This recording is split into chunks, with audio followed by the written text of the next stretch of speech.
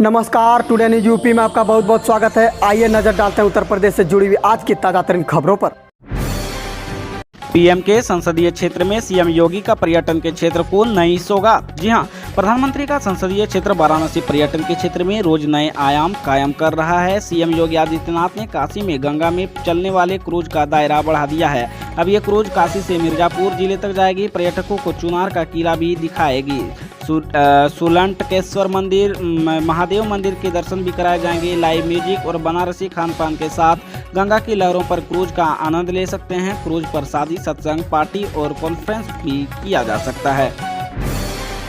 UP के 5.5 लाख गरीबों को बड़ी सौगात। सीएम योगी आदित्यनाथ ने सौंपी घर की चाबी। जी हां, उत्तर प्रदेश के 5.5 लाख गरीबों का अपनी छत पर सपना पूरा हो रहा है। बुधवार को प्रधानमंत्री आवास योजना और मुख्यमंत्री आवास योजना के इन लाभार्थियों के गृह प्रवेश का कार्यक्रम आयोजित किया है। सीएम योगी आदित्यनाथ अपने सरकारी आवास से वर्चुअल कार्यक्रम में जुड़े हैं और लाभार्थियों को घर की चाबी वितरित कर रहे हैं। दोनों योजनाओं के इन 5,51,000 आवासों की कुल लागत 6,637 करोड़ 72 लाख रुपये है। इस दौरान सीएम योगी वीडियो कॉन्फ्रेंसिंग के माध्यम से लाभार्थियों से संवाद भी किया। उन्होंने लाभार्थियों को घर बनने पर बधाई और शुभकामनाएं दी।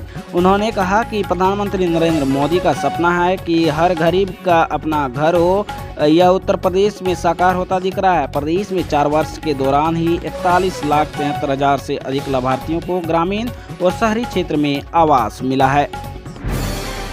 उत्तर प्रदेश में करीब 1.5 साल बाद खुले कक्षा 1 से 5वीं तक के सभी स्कूल। नन्हे मुन्नों से गुलजार हुए प्राइमरी विद्यालय। जी हां, उत्तर प्रदेश में कोरोना संक्रमण के चलते पिछले करीब 1.5 साल से बंद कक्षा 1 से 5 तक के सभी स्कूल खुल गए। बेसिक शिक्षा विभाग से यहां मिली जानकारी के अनुसार लखनऊ समेत प्रदेश भर के कक्षा 1 से 5 तक के सभी सरकार और निजी स्कूल कोरोना गाइडलाइन का पालन करते हुए बुधवार को खुले गए।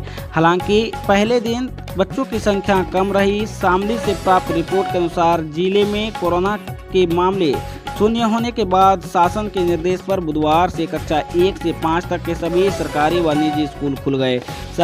स्कूलों को कोरोना प्रोटोकॉल का पालन करने के भी कड़े दिशा निर्देश दिए गए हैं। पहले दिन छात्र छात्राओं की उपस्थिति बेहद कम रही। स्कूल खुलने से पूर्व कक्षाओं को सैनिटाइज कराया गया। वहीं बच्चों की थर्मल स्क्रीनिंग के साथ उन्हें मास्क व शारीरिक दूरी के हिसाब से बैठाया गया।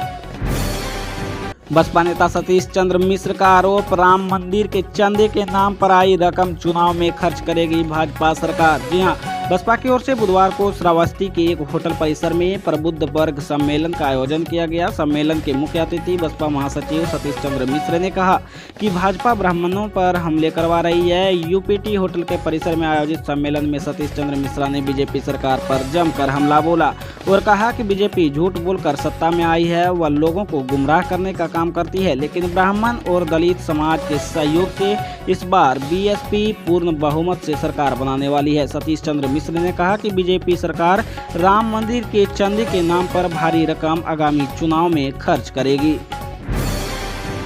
2G 3G नहीं, अब घरों में लगेंगे 4G तकनीकी के स्मार्ट मीटर। जी हां, ऊर्जा मंत्रालय भारत सरकार ने राज्यों में बिजली के स्मार्ट मीटर के मामले में उपभोक्ताओं के हित में आदेश जारी किया है। EESL को निर्देश दिया है कि राज्यों में उपभोक्ताओं के घरों पर 2G या 3G तकनीक के नहीं बल्कि 4G तकनीकी के स्मार्ट मीटर लगाए जाएं।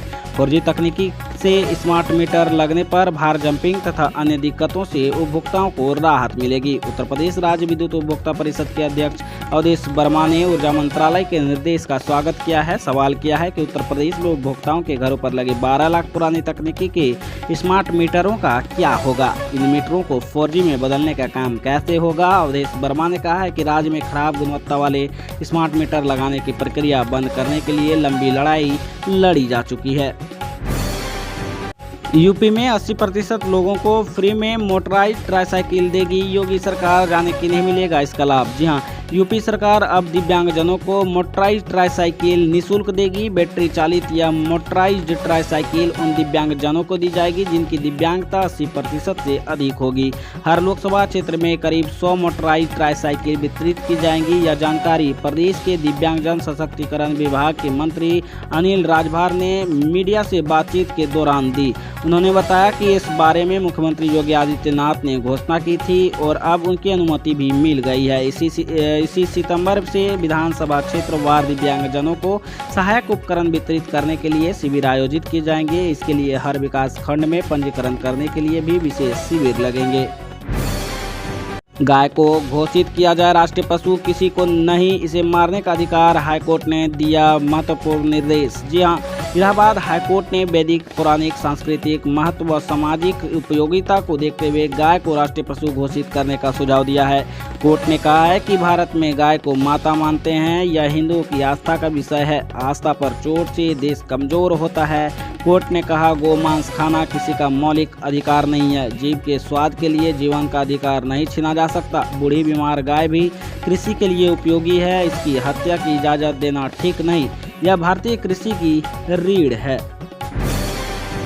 पूर्वांचल व बुंदेलखंड एक्सप्रेसवे के किनारे होगा औद्योगिक कॉरिडोर का विकास। जी हां, उत्तर प्रदेश के औद्योगिक विकास मंत्री सतीश महाना ने कहा कि एक्सप्रेसवे के किनारे 10 किलोमीटर के दायरे में इंडस्ट्रियल कॉरिडोर बनेगा। इसके विकास के लिए यूपीडा को नोडल एजेंसी बनाया गया है। यूपीडा को और अधिक मजबूत बनाने के लिए यूपीसीडा के 3 विशेषज्ञ नियुक्त किए जाएंगे। साथ ही भूमि अधिग्रहण काम में तेजी लाने के निर्देश भी दिए। औद्योगिक विकास मंत्री बुधवार को विधान भवन स्थित सभा कक्ष में पूर्वांचल व बुंदेलखंड एक्सप्रेसवे के समीप औद्योगिक विकास को निवेश के लिए इंडस्ट्रियल कॉरिडोर विकसित करने के संबंध में बैठक करते हुए कहा कि उद्यमियों की सुविधा के लिए सड़क, बिजली, पानी सहित उच्च श्रेणी की मूलभूत सुविधाएं उपलब्ध कराई जाएंगी। भूमि अधिग्रहण के काम में तेजी लाने के लिए कंसल्टेंट की नियुक्ति की जा रही है। उन्होंने निर्देश दिए कि एक्सप्रेसवे के किनारे इंडस्ट्रियल कॉरिडोर के लिए 10 किलोमीटर के अंदर ऐसे क्षेत्र को प्राथमिकता दी जाए।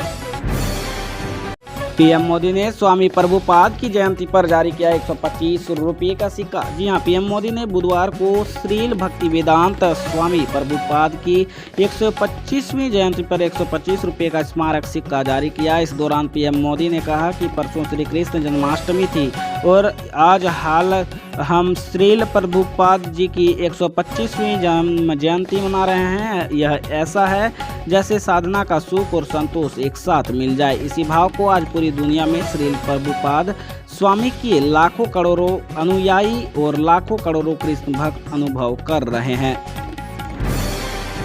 सितंबर में अधिक बारिश का अनुमान, मौसम विभागों की किसानों को सलाह। जी हां, देश के कई राज्यों में बारिश का सिलसिला एक बार फिर शुरू हो गया है। आईएमडी के महानिदेशक मृत्युंजय महापात्र ने बताया कि सितंबर में मध्य भारत के कई हिस्सों में सामान्य से अधिक बारिश होने की संभावना है। मानसून की कमी अब 9% रह गई है। सितंबर के दौरान अच्छी वर्षा होने के आसार हैं। ऐसे में किसान भाई बाजरा, मक्का, सोयाबीन समेत सभी दलहनी फसलों के खेत में जल निकासी का उचित प्रबंध कर लें। उत्तर प्रदेश की तमाम बड़ी खबरों से अपडेट रहने के लिए हमारे चैनल टुडे न्यूज़ को सब्सक्राइब करें और बेल आइकन को दबाना ना भूलें।